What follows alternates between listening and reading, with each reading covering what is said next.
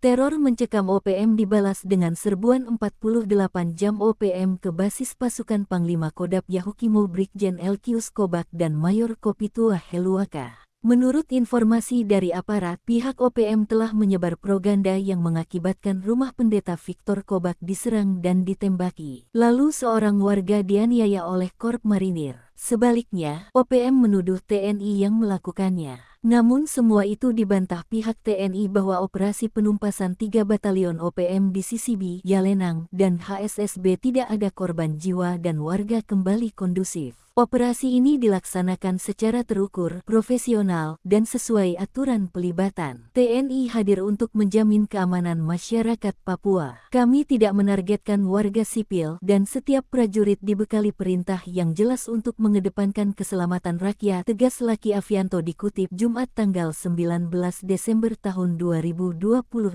Namun, Sebi Sambom jubir OPM menuding telah terjadi baku tembak selama 48 jam. TNI menggunakan pasukan drone dan menyerang pusat pertahanan OPM, melakukan bombardir dengan granat dan bom. Sebi membantah klaim aparat keamanan yang menyebut telah merebut markas OPM. Yang digerebek bukan markas, melainkan tempat tinggal sementara. Markas TPNPB Kodam 16 Yahukimo disebut masih ada, demikian pernyataan TPNPB disampaikan Sebi. Namun Sebi mengakui jika pembakaran rumah warga oleh pasukan Kompi Busa atas perintah Komandan Batalion HSSBI Mayor Enos Kobak karena merupakan inten TNI. Sebi juga mengaku dari pihaknya ada korban dan kerugian karena TNI telah menembak salah satu komandan operasi OPM meski hanya mengalami luka. Satu anggota TPNPB mengalami luka tembak di bagian kaki paha dan dilaporkan masih hidup, jelasnya. Sementara pihak Gereja Departemen Hukum dan HAM Gereja Injili di Indonesia mendesak Presiden Prabowo dan Panglima TNI Jenderal Agus Subianto menghentikan operasi militer pada momentum perayaan Natal. Mereka menuding TNI Polri telah rumah pendeta Victor Kobak di Jalan Gunung, Kabupaten Yahukimo, ditembaki dan dibombardir menggunakan senjata api oleh tim gabungan TNI Polri. Belum ada keterangan dari TNI terkait klaim dari GIDI. Tetapi klaim Sebi jika OPM menembak 3 anggota TNI hanya kabar hoaks. Kami pastikan tidak ada prajurit TNI yang gugur dalam operasi ini. Informasi yang disebarkan oleh kelompok bersenjata OPM bertujuan membangun opini menyesatkan dan tidak sesuai